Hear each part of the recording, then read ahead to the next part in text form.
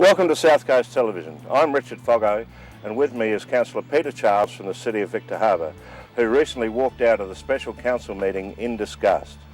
The meeting was held on Monday the 29th of February 2016 to discuss the well-known South Australian iconic Horse Drawn Tram.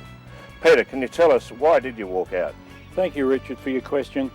Look, firstly, as an elected member of the City of Victor Harbor, I must say that these are my own personal comments and not necessarily the beliefs or the views of the City of Victor Harbor nor the councillors other than myself. I take full and absolute responsibility for my actions, including the decision to leave the February 2016 council meeting. In a few days, since I made front page news in the Times, it's been mentioned that my course of action in leaving the council chamber has largely been seen as a reaction to the conduct of others. In the 16 months I've been a member of council, I've felt an ongoing build-up of pressure as I've become increasingly aware that perhaps our local government sometimes operates more as a shamocracy than a user-friendly democracy. In matters such as deciding the future direction of our iconic horse tram, the facts concerning the care and training of the horses and the estimated annual operating loss of over $400,000 a year are important and may result in an increasing financial burden to ratepayers. I believe our shareholders, the ratepayers, have the right to be informed and consulted about the reasons for the highly significant loss-making operation of this and other council business operations. I was opposed to a process by which important decisions were to be made in confidence away from public knowledge or scrutiny. I held the view that members of our community deserve to have the opportunities to witness a debate taking place about our horse tram by our elected representatives and in our council chamber. And the straw that finally broke the camel's back was the realisation that all of this could most likely ultimately be decided at our expense.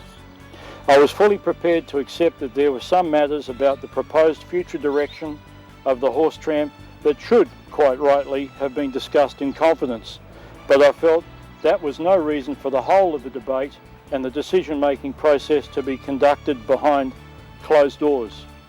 It was my view that, by taking the entire topic into confidence, members of the community I had been elected to serve would be denied the opportunity to gain first-hand knowledge of what took place and witness the contribution made by various councillors. Rather than be party to a process to which I was ethically opposed, I decided to leave the council chamber. I've heard about vote of confidence, which is quite different to what happens in Victor, where a vote is so often taken to have matters of important community concern decided in confidence.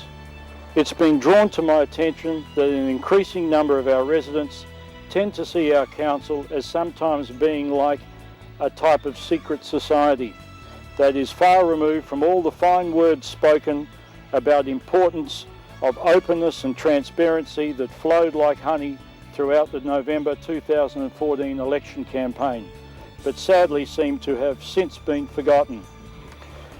At the last council election, our community elected 6 new councillors and gave a clear mandate for change.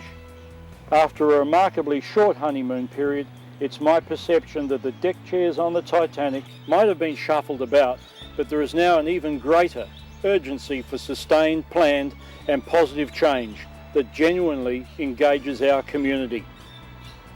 Thank you, Peter. It's refreshing to see a councillor who's prepared to put the interests of the community before all others.